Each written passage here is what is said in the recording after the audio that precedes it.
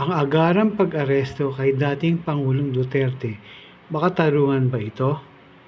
Naaresto na si dating Pangulong Rodrigo Roa Duterte nitong Marso 11, taong 2025. Ang tanong ng marami, ito ba ay makatarungan? Ayon sa Presidential Communications Office sa ilalim ng administrasyon ni Pangulong Ferdinand Marcos Jr., opisyal nilang kinumpirma ang pag-iral ng isang warrant of arrest mula sa International Criminal Court o ICC. Dahil dito, kinilala ng mga otoridad at pulisya ang nasabing warrant of arrest bilang lehitimong batayan upang agad na arestuhin si dating Pangulong Rodrigo Roa Duterte. Sa mga kaso kung saan may natatanggap na agarang abiso mula sa Pangulo o iba pang mataas na opisyal ng ehekutibo, maaaring agad ang kumilos sa mga alagad ng batas batay sa opisyal na komunikasyong ito.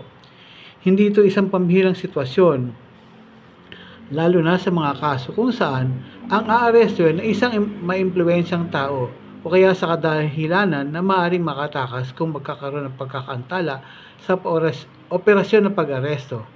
Maraming argumento at katwiran kung bakit makatarungan ang agarang pag-aresto kay dating Pangulong Rodrigo Roa Duterte na isinagawa kamakailan ng mga otoridad. Ang mga posibleng pangunahing dahilan at batayan ng operasyon sa agarang pag-aresto ay ang mga sumusunod: panganib ng pagtakas, impluwensya at pagsabotahe. Mayroong opisyal na kumpirmasyon mula sa Malacanang ng paglabas ng ICC ng isang warrant of arrest. Mayroong mga naunang pangyayari na kinikilala sa pandaigdigang batas na pinahihintulutan ng agarang pag-aresto. Siya bilang isang dating Pangulo ng Pilipinas, nananatiling malakas na koneksyon ni dating Pangulong Duterte sa politika. Bukod dito, ang kanyang anak na si Sara Duterte ay kasalukuyang Vice Presidente ng Pilipinas, kaya't nananatili ang posibilidad ng kanyang impluwensya sa mga desisyon ng gobyerno. Dahil sa kanyang mga kaalyado sa gobyerno, malawakang kaalaman at koneksyon sa ibang bansa, may makatotohanan pangamba na maaaring makatakas ang taong aarestuhin o kaya ay gamitin ang kanyang kapangyarihan upang hadlangan ang kanyang pag-aresto. Dahil dito itinuturing ng mga otoridad na kinakailangang kumilos kaagad sila upang maiwasan anumang pagtatangkang pag-iwas sa batas na isang pangkaraniwang hamon sa pagpapatupad ng batas sa internasyonal na antas.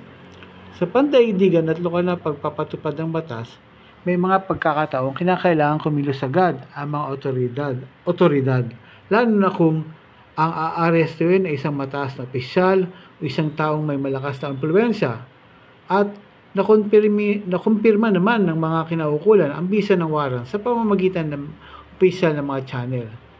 Sa mga ganitong sitwasyon, maaaring unahing isagawa ang pag-aresto at ipakita ang opisyal na dokumento kasunod ng operasyon kapag nakuha na ang pisikal na kopya ng warrant of arrest.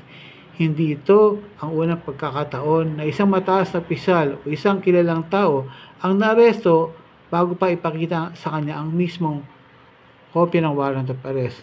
Ilan sa mga naunang halimbawa ay ang dating Pangulo ng Yugoslavia na si Slobodan Milosevic.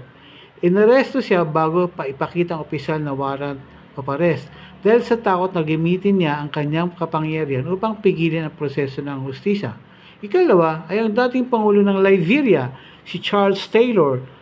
Nahuli siya batay sa impormasyong intelihensya at isang kahilingan sa pag-aresto bago pa man natanggap ang formal na dokumento mula sa ICC. Ikatlo, ang dating Pangulo ng Sudan na si Omar al-Bashir.